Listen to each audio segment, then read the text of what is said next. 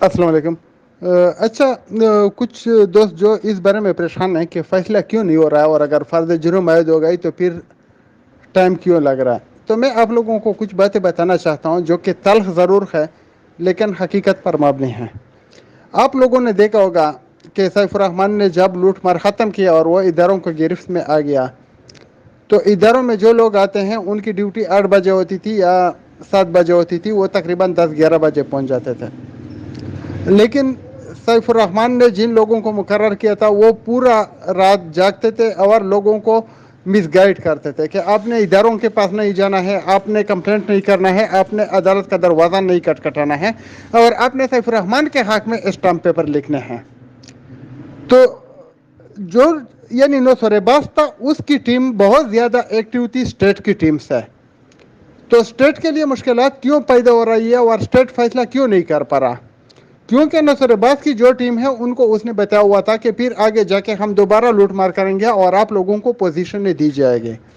جس کو آج کل ہم دلال کہتے ہیں۔ یہ وہی لوگ تھے جو رات کو 12-1-2 بجے تک جاگتے تھے اور ہمارے ساتھ خود رابطے میں ہوتے تھے، ہماری بھی نیندیں خراب کرتے تھے۔ ہمیں اس ٹائم نہیں معلوم تھا کہ یہ لوگ اس کے لیے کام کر رہے ہیں، سیف الرحمان کے لیے کام کر رہے ہیں، اور آپ لوگوں کو غلط راستے پہ ڈالنے کی کوشش کر رہے ہیں، ہم لوگوں کو غلط راستے پہ ڈالنے کی کوشش کر رہے ہیں، لیکن بظاہر وہ ہم سے ملے ہوئے تھے۔ تو سیف الرحمان کی پالیسی جو تھی وہ اسٹیٹ سے زیادہ مضبوط تھی۔ اسٹیٹ کی جو یعنی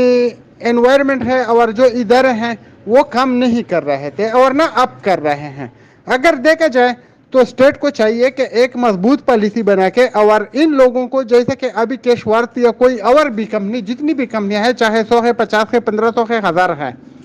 یہ جو کام کر رہی ہیں، ان کے جو لیڈر ہیں، جو گدڑ ہیں، جو نوسر باز ہیں، جو ٹاگے، وہ جو لوٹ مار کر رہے ہیں، ان کے اوپر ہاتھ ڈالنے کا کوئی قانون بنا دے یا ان کے اوپر ہاتھ ڈال دے، لیکن وہ نہیں ڈال رہے ہیں۔ وہ اس ٹائم کا انتظار کر رہے ہیں کہ یہ جب ہزاروں لاکھوں کو لوٹ لیں گے تو پھر ہم آگے سے دیکھیں گے۔ فار ایگزامپل آپ لوگ دیکھ رہے ہیں کہ ہر دن ہمارے گروپوں میں یہ شیئر ہو رہی ہے کہ کیشورت میں کس نے کتنی ڈپازٹ کی، کس نے کتنا وڈرا لگایا، فلانے کمپنی میں کس نے کتنی ڈپازٹ کی، کتنا وڈرا لگایا، فلانا کمپنی جو ہے وہ 2 مہینے 3 مہینے 4 مہینے میں اپنی آپ کو پوری انویسٹمنٹ واپس کروا دیتا ہے۔ ہم کو نظر آ رہا ہے، آپ کو نظر آ رہا ہے، ان لوگوں کو نظر آ رہا ہے جو وکٹیمائز ہو رہے ہیں، یعنی جو متاثرین بن رہے ہیں یا جن کو لوٹا جا رہا ہے، لیکن اداروں کی ان کے اوپر نظر نہیں ہے۔ آج کل کے ٹیکنالوجی کے دور میں ادارے اگر چاہیں تو کسی بھی نمبر کو ٹریس کر سکتے ہیں، لیکن وہ ٹریس نہیں کرنا چاہتے، کیونکہ آپ لوگوں نے سنا ہوگا کہ ان کو پیسے دیے جا رہے ہیں، ان کو خریدا جا رہا ہے۔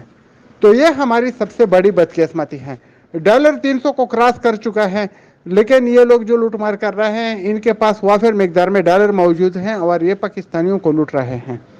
اس کے لیے نہ پاکستانی حکومت نے کوئی کبھی بھی وہ ایسی وہ نہیں کی، ترتیب نہیں بنائی، پالیسی نہیں بنائی کہ ان کو روکا جا سکے،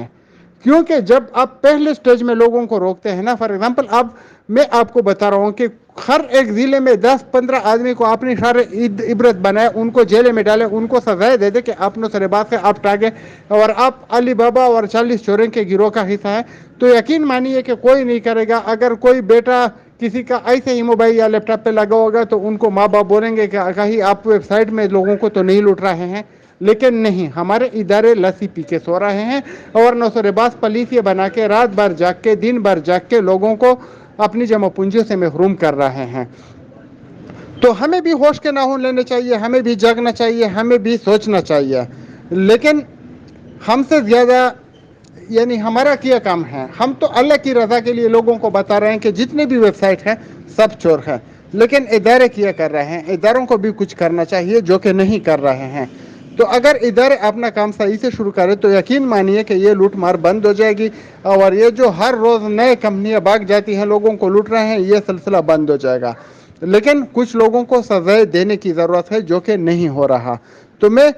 اپنے جو ادارے ہیں ان سے یعنی بہت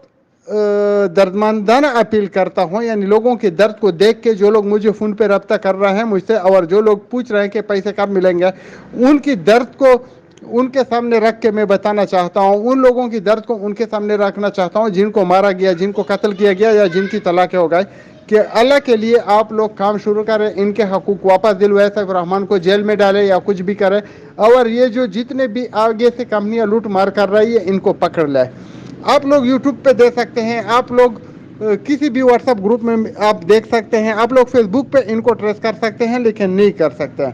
مجال ہے کہ دنیا کے کسی کونے میں بھی نوسرے باز اس طرح برسرام لوگوں کو لوٹنے کے لیے پوسٹ کرے، لیکن پاکستان جو ہے وہ نوسرے بازوں کے لیے ایک جنت سے کم نہیں ہے، اور وہ نوسرے باز جو ہے وہ اس میں خرمستیاں کر رہے ہیں، عیاشیاں کر رہے ہیں، شراب و کباب سے لطف اندوز ہو رہے ہیں، اور لوگوں کو جمع پونجی سے محروم کر رہا ہے، اور حکومت جو ہے وہ بے خرگوش سو رہی ہے۔ تو ہم حکومت کے ہر اس ادارے سے ریکویسٹ کرتے ہیں، اور تو ہم کچھ نہیں کر سکتے، عدلیہ سے بھی ریکویسٹ کرتے ہیں، ہم کچھ نہیں کر سکتے ہیں، کیونکہ پھر تو ہن عدالت کا وہ لگا کہ ہمیں نقصان پہنچایا جا سکتا ہے، سزا دی جا سکتی ہے۔ تو ہم صرف ریکویسٹ کر سکتے ہیں کہ اللہ کے لیے